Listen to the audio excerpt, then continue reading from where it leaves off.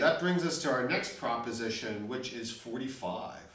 Well, you know, for someone who just had unkind things to say about Sacramento, I have a strange position on this because.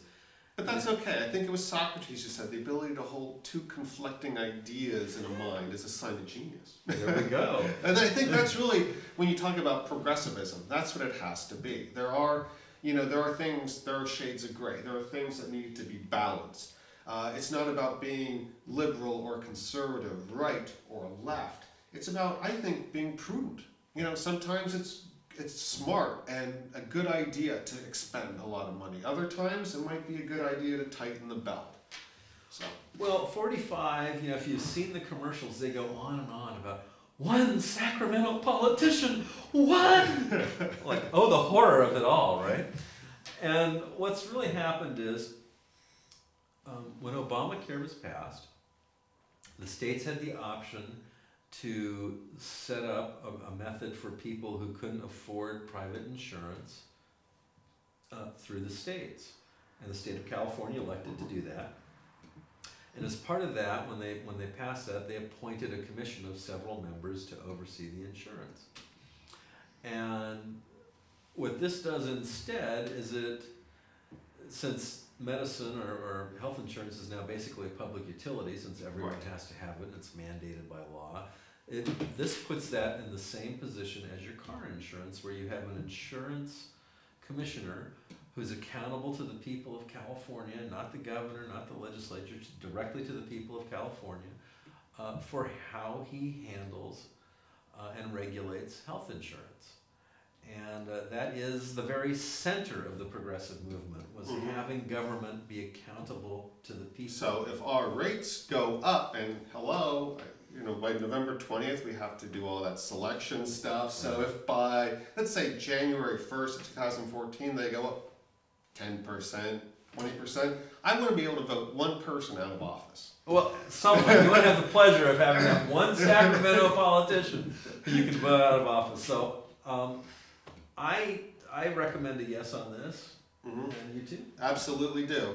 And so it's important, sometimes it can be a little, you know, we're voting no, does no mean yes, and yes mean no, but we're definitely saying yes on 45.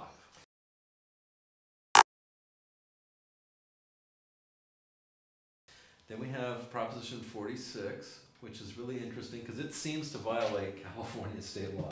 Because California state law basically says that propositions can only be about one issue. But this is about, let's drug test our medical personnel. Let's force our medical personnel to rat on each other if they think someone's taking drugs. And and then let's adjust pain and suffering / malpractice awards. Now, you know, I'm all for adjusting the malpractice award. It was capped at $200,000 40 years ago. I think that's probably unreasonable with today's costs. But let's drug test our doctors.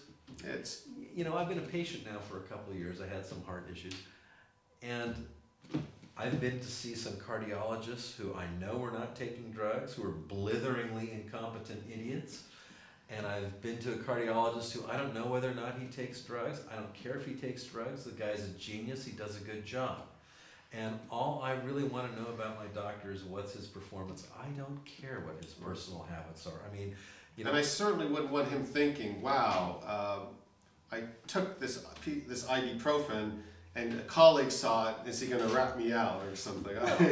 What you really don't want is doctors going to lunch with their wives on their anniversary and having a glass of wine, and then they get back to the office and the state asshole inspectors are making them pee in the cup, and they go, you now have to go to the drug rehab program because you've got just over our limit. You know, we don't want that. No. It's hard. We're having a hard time keeping doctors actually in practice in California. Absolutely. And by humiliating them and treating them like criminals, I don't think that's going to help. No. They're professionals. We'll have to. Okay, very good. So we are no on 46. No on 46.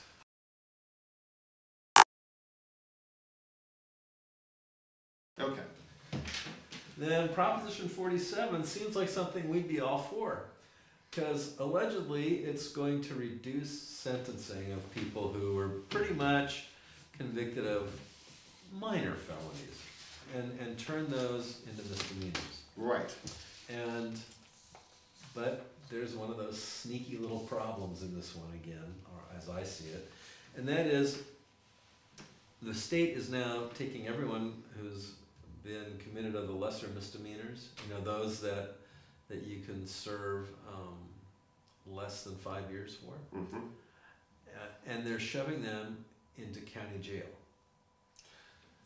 So the counties will have to pick up the costs of housing that inmate. So what this does is this actually takes the money from the prison budget and puts it into rehabilitation and other programs. So there's no savings.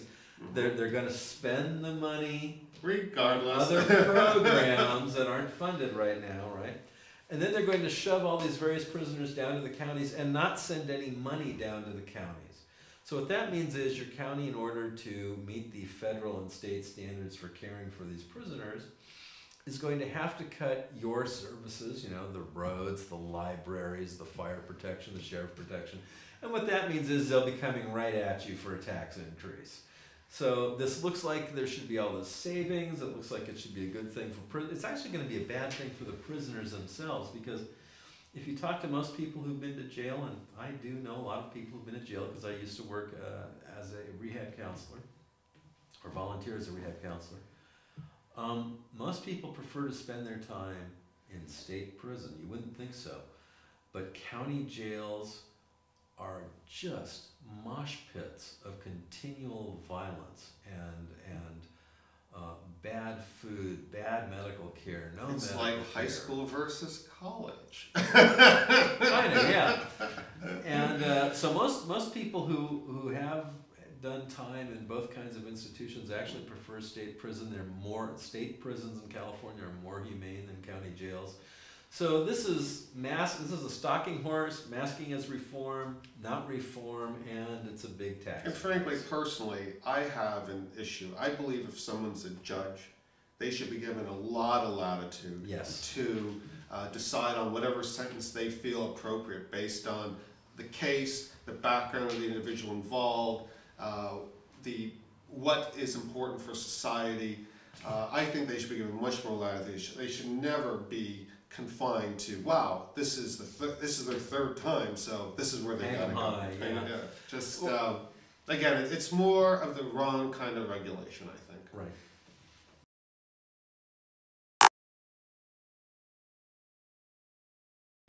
Okay, and that brings us to 48. Hey, I want a casino in my backyard too. Well, can I get one, here's please? Here's my problem with 48. I really believe in the United States Constitution. One of the things the United States Constitution states is that there will be no title grant of nobility. Now, a title grant of nobility is where you get assigned special privilege based on who your ancestors were. Right, exactly. Okay. And it kind of made sense when the citizens of California passed a proposition that allowed gaming on Indian lands, because we have this fiction. So it is a sovereign. It's essentially a sovereign state, country. Right, sovereign state. So, in fact, I don't even know why they had to go to the voters of the state of California if it's a sovereign state, but long discussion on that. But that kind of made sense, okay? Now what they're saying is, we're going to let Indians, and only Indians, have reservations off Indian land in places where they want it in California, where it's convenient for them to buy property or so on. And Steve, are you part Indian by any chance? Well, Native American? Very, very small part, and not enough to qualify. Because you could have your own casino there in Altadena. Well, it would be really good for my local economy if I could have it in really Altadena. Jobs, restaurant, plus a lot of these casinos, because they were Native American, they don't comply with a lot of the building codes and stuff. People don't realize that, but yeah. Health and safety code, minimum parking standards, all that good fun stuff. But, this is really a title grant of nobility. This is really an unconstitutional thing. Plus, we were promised at the very beginning, never going to be off Indian lands. It makes sense, or it's permissible to have it on Indian land because that's a different construct than the rest of the state of California. So I'm recommending a no. Okay, well, I'm sure Jeanette will be disappointed because she would probably like to have a casino in her backyard.